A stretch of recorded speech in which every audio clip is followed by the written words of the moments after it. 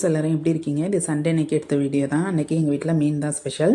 மீன் தான் சமைச்சிருந்தேன். மீன் குழம்பு, மீன் வறுவல், அவ்வளோதான். மீன்லாம் கழுவிட்டு வந்தாச்சு. அரிசி ஊற வச்சுட்டேன், புளியும் ஊற வச்சுட்டு தான் போயிருந்தேன்.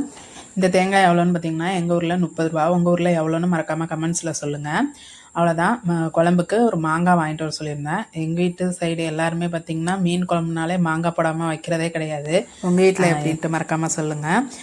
மாங்காய் சீசனே இல்லைனாலும் அலைஞ்சு திரிஞ்சு வாங்கிட்டு வர வச்சுருவாங்க. அப்படி தான் எங்கள் வீட்டில். மீனே இல்லைனாலும் அந்த மாங்காய் தொட்டே சாப்பிட்ருவாங்க.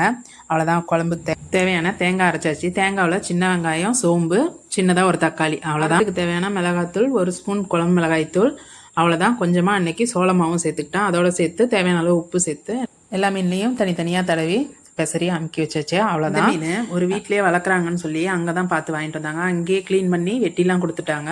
வெட்டி கொடுத்தாலுமே அது மேலே உள்ள அந்த கொலன்னு இருக்கிறதெல்லாம் தேய்ச்சி கொடுக்க மாட்டாங்க. மீனை தேய்க்கிற மாதிரி இங்கே இடம் இல்லை. ஒரு கருங்கல் கிடந்தது. அதில் வச்சு தேய்ச்சி 1 மணி நேரம் ஆச்சு இந்த மீனை கழுவி எடுக்கிறதுக்கு. அதுக்காக தான் நான் இந்த மீனை வாங்குறதே கிடையாது. கடல் மீனே வாங்கிட்டு போய்டுறது.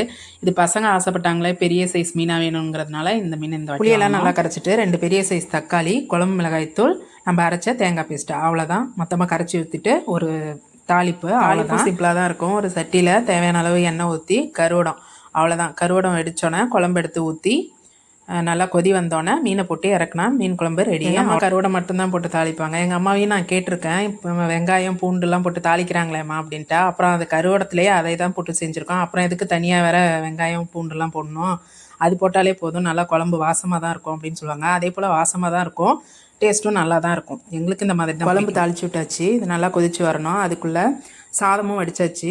சுற்றி கொஞ்சம் பாத்திரம்லாம் இருந்துச்சு, அதையும் எல்லாத்தையும் விளக்கி வச்சாச்சு. இந்த தட்டு என்னென்னா ஒரு சடங்குக்கு போயிட்டு வந்திருந்தாங்க, அதுக்கு இந்த ஒரு கிண்ணம் கொடுத்துருந்தாங்க.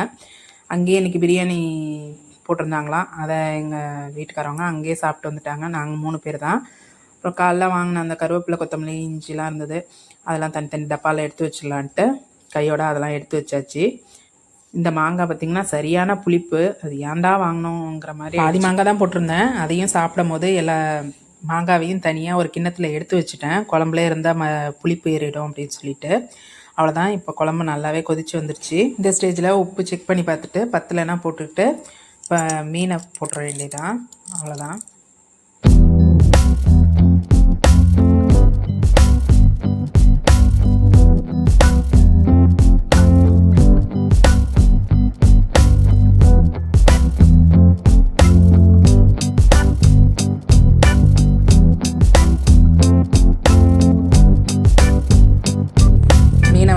தோசைக்கல் போட்டாச்சு. இந்த சீன் பார்க்குறீங்களா? அந்த சிலிண்டர் மேலே முறத்தை வச்சுருந்தேன். அப்படியே வெங்காயத்தோல்லாம் கொட்டி அதை அப்படியே அர்ஜென்ட்டுன்னு மேலே பார்த்தா இப்படி தான் மீன் வறுக்க ஆரம்பித்தாச்சு.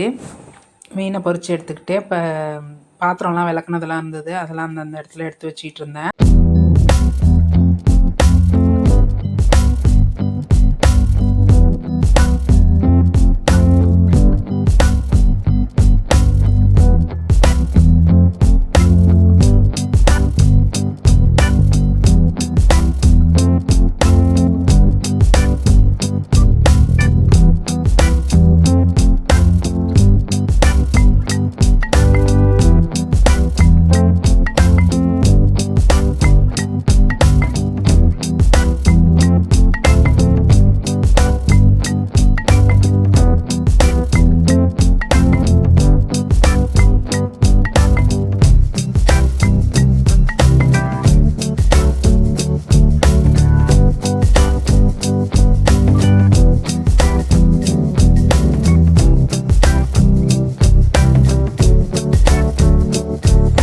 ரெடி. அவ்வளோதான். மீனை பொரிச்சிட்டு கிச்சனையும் க்ளீன் பண்ணிட்டேன். கடைசியாக கிச்சனையும் கூட்டி விட்டுட்டு பாத்திரம்லாம் எல்லாத்தையும் விளக்கி வச்சுட்டு அதுக்கப்புறம் நாங்கள் சாப்பிட்டுட்டு மறுபடியும் பாத்திரம் வேணும்ல, அதையும் விளக்கி வச்சுட்டு அதுக்கப்புறம் கொஞ்சம் நேரம் ரெஸ்ட் எடுத்ததுக்கப்புறம் அப்புறம் சர்பத் கேட்டாங்க நன்னாரி. அது இதோட இந்த விளாக் முடியும். இது வரைக்கும் பார்த்த எல்லாருக்குமே ரொம்ப ரொம்ப நன்றி. இந்த வீடியோ பிடிச்சிருந்துன்னா மறக்காமல் லைக் பண்ணுங்கள், ஷேர் பண்ணுங்கள், நம்ம சேனலை மறக்காமல் சப்போர்ட் பண்ணுங்கள், சப்ஸ்கிரைப் பண்ணுங்கள். தேங்க்யூ ஃப்ரெண்ட்ஸ், பாய்.